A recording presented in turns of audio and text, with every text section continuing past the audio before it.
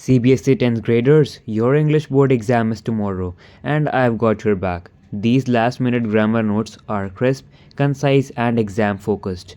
Perfect for a quick revision. Don't miss out, let's make every second count.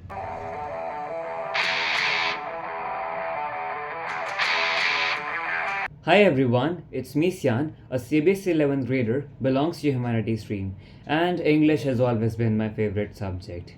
I create study related content for the students like you, and I've been in the same board exam phase last year, so I know what works and what not. So let's get prepped for your English exam. Reading notes from the video is very inconvenient, so for your benefit I have made the PDF and I'll be leaving the links in the description box as well as in the comment section below, so check them out fast.